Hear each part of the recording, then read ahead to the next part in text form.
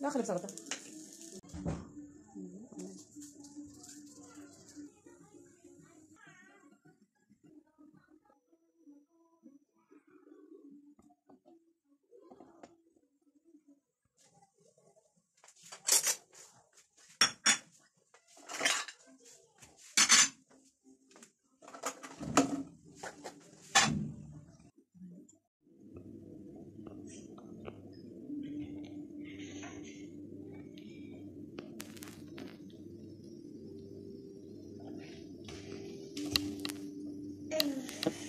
السلام عليكم بنات، كي دايرين؟ كنتمنى يا ربي تكونوا مزيانات.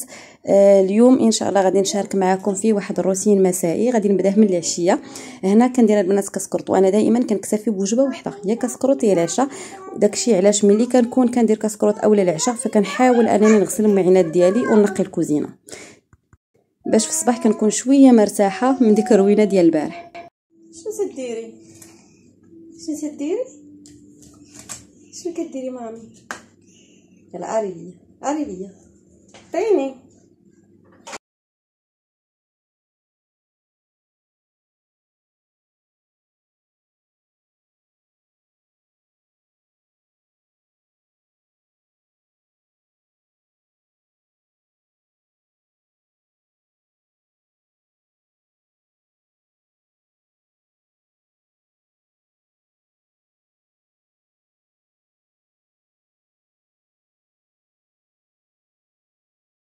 من بعد ما كلينا غسلت داك المعينات، هنا نطبش باش نطوي الحويجات ديالي.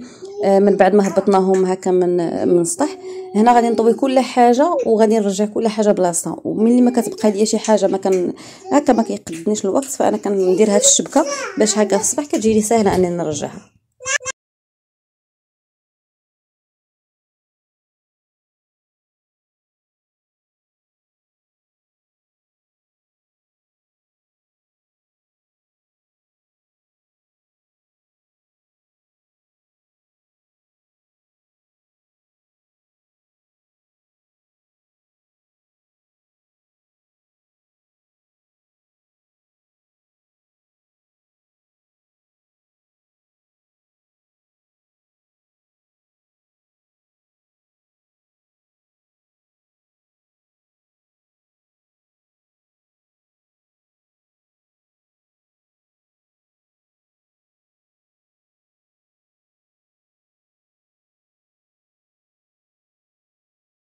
الا كنتو كتعكزوا على الحويجات بحالي دائما حطوهم في واحد البلاصه اللي ما تقدريش تخليهم تما، يعني تشوفيهم غيبرزطوك، غتنوضي بالسيف عليك ترجعي كل حاجه لبلاصتها.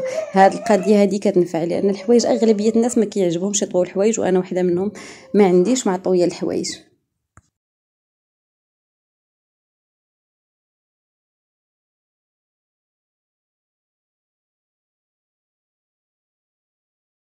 وحتى الزرابيه البنات ديالكم ديال الصلاح حاولوا انكم مره تصبنوهم، وملي تصبنوهم ديروا عليهم هاد الطريقه هذه، لان ديجا وريتها لكم في واحد الفيديو، كتخلي فيهم ريحه زوينه بزاف وغتعجبكم.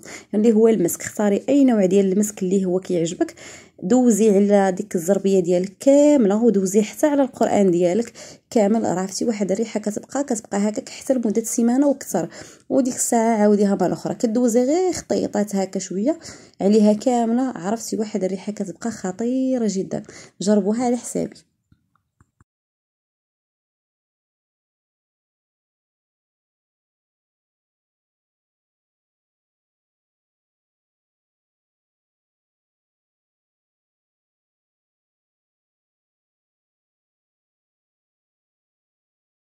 هنا غادي نشارك معكم واحد مزيل العرق اللي طبيعي تقدري تصاوبيه غير في الدار. الريحه ديالو اولا زوينه، وثانيا ما كيخليش داك الريحه ديال العرق تكون هكاك، يعني كتلقاي دائما كتشمي ريحه اللي هي مزيانه، وحتى داك العرق بحال اللي كينشفو. شنو غادي تاخذوا فيه فقط الشبه، غير 5 دراهم البنات ديال الشبه. عرفتي راه شحال فيها، راه تقدري تصاوب لك حتى 3 ديال المرات. المهم غادي تدقيها مزيان هكا. انا طحنتها، بغيتي تطحنيها هكا على برا طحنيها على برا، انا طحنتها البنات فقط هكا في المهراز. من بعد غربليها بالغربال الرقيق هكا حتى كتولي داك رطبه، يعني باش ما تحسوش بها حرشه. الا كان عندكم رقيق بزاف احسن، باش هكا ملي كتبغي دهنيها ما كتحسيش بها نهائيا حرشه. هنا غادي نشدها، غادي ندير تقريبا واحد 4 ديال المعالق 5، المهم على حساب يعني عينك ميزانك، وشوفي حتى نتيا القوام اللي انت تبغيها عليه. ومن بعد غادي نزيد عليه الزيوت اللي انت عندك. بحال دابا انا زدت عليه زيت اللوز، زدت عليه زيت الكوك، درت عليه هذا الزيت ديال الزنجلان، وصافي. وزدت عليه الزيت ديال الجونسون اللي كان فيه واحد الروح ديال روح الريحه، حتى هو خذوه الا بغيتو. وديري الزيت هذا عطري، راكم عارفين هذوك الزيوت العطريه. اختاري اي زيت عندك ولا اي زيت اللي كيعجبك، ليمون، زيت العود، الناس اللي عزيز عليهم العود، هكا ديال الورد. المهم اي زيت عطري عندك تقدري تستعمليه صافي، وتستغناي كاع على الروح. غير انا درت فيها البنات، درت فيها الروح ودرت فيها الزيت اللي قلت لكم، وعاد درت فيه داك الزيت العطري. انا اختاريت هنايا ديال العود صافي البنات. من بعد غادي ندير غير نقيطات شويه شويه شويه من كل حاجه.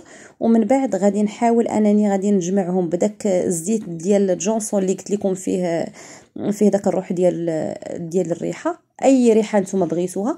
ومن بعد غادي نزيد لها الكريم ديال الموستيلا، وغادي نخلي داك القوام ديالو يكون جاري. وانتي القوام تقدري تحكمي فيه، واش بغيتيه يكون ثقيل هكا بحال الكريمه ثقيله، ولا تبغيه يكون شويه خفيف. انا خليته شويه خفيف.